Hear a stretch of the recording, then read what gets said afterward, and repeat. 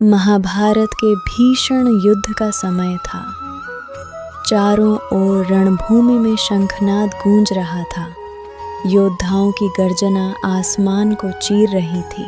इसी युद्ध में एक ऐसा योद्धा था जिसका नाम सुनते ही कौरवों के दिल में डर बैठ जाता था।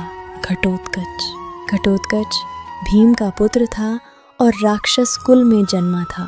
उसके पास मायावी शक्तियाँ थीं, जिनका प्रयोग वह विशेष रूप से रात के समय करता था। जैसे ही रात होती, उसकी शक्ति कई गुना बढ़ जाती और वह अपने शत्रुओं के लिए विनाश का कारण बन जाता। उस दिन भी युद्ध भयंकर रूप ले चुका था।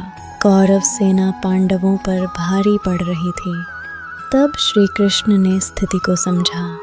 वे जानते थे कि अगर इसी तरह चलता रहा तो पांडवों के लिए जीतना मुश्किल हो जाएगा। तभी कृष्ण ने एक महत्वपूर्ण निर्णय लिया। उन्होंने घटोत्कच को बुलाया और कहा, यह समय है अपनी पूरी शक्ति दिखाने का। जाओ और कौरव सेना में भय फैला दो। कृष्ण के आदेश का पालन करते हुए घटोत्कच युद्ध भूमि में उतरा।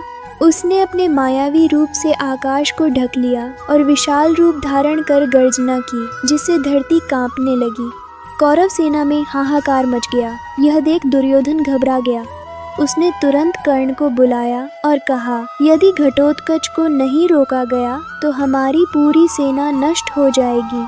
कर्ण जानता था कि घटोत्कच को हराना आसान नहीं है। उसके पास एक दिव्य अस्त्र था, वासवी शक्ति।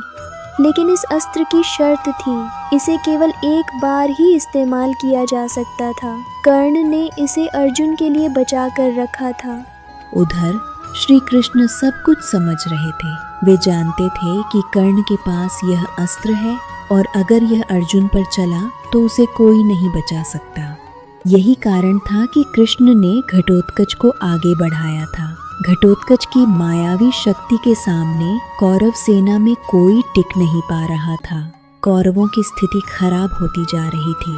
अंततः कर्ण के पास कोई विकल्प नहीं बचा। उसने सोचा, अगर अभी इस अस्त्र का उपयोग नहीं किया तो पूरी सेना समाप्त हो जाएगी। कर्ण ने अपने सबसे शक्तिशाली अस्त्र वासवी शक्ति को घटोत्कच की ओर छोड़ दिया। अस्त्र बिजली की तरह आकाश को चीरता हुआ बढ़ा। घटोत्कच समझ गया कि अंत निश्चित है, लेकिन मरने से पहले उसने अपना आकार विशाल कर लिया ताकि गिरते समय वह कौरव सेना को अधिक नुकसान पहुंचा सके। वह धरती पर गिर पड़ा। पांडव सेना शोक में डूब गई। भीम का हृदय टूट गया था। अपने पुत्र को खोने का दुख उसके चेहरे पर साफ था। लेकिन उसी समय एक आश्चर्यजनक घटना हुई। श्री कृष्ण मुस्कुरा रहे थे। यह देखकर अर्जुन ने कृष्ण से पूछा, मधुसूदन, आज हमारे इतने बड़े योद्धा का निधन हुआ है और आप मुस्कुरा रहे हैं? कृष्ण ने शांत स्वर में कहा, अर्जुन, आज हमने युद्ध जीत लिया है। कर्ण का सबसे शक्तिशाली अस्त्र अब समाप्त हो चुका है। अब वह तुम्हारे लिए उतना खतरनाक नहीं रहा। अर्जुन को तब समझ आया कि घटोत्कच का बलिदान व्यर्थ नहीं गया था। उसके बलिदान ने अर्जुन की जान बचा ली थी और पांडवों की जीत की राह आसान कर दी थी। कृष्ण की दूरदर्शिता ने सिद्ध कर दिया कि वे एक महान नीति निर्माता थे। कभी कभी एक छोटा नुकसान भविष्य की बड़ी जीत का कारण बनता है। यही श्री कृष्ण की सीख है। हर घटना के पीछे एक गहरा कारण होता है। तो उसकी आंखें नम हो गईं।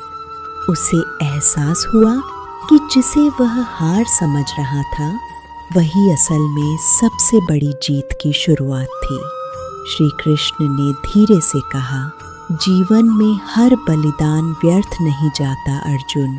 कुछ बलिदान इतिहास बदल देते हैं, रणभूमि में खड़े सभी योद्धा उस क्षण को महसूस कर रहे थे, क्योंकि आज एक योद्धा नहीं गिरा था, आज एक रणनीति सफल हुई थी।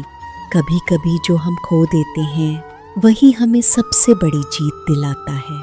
भगवान श्री कृष्ण की हर योजना के पीछे हमारी समझ से भी बड़ा कारण छुपा होता है। इसलिए जीवन में जब भी मुश्किल समय आए तो घबराना नहीं, क्योंकि शायद वही समय आपकी सबसे बड़ी जीत की शुरुआत हो।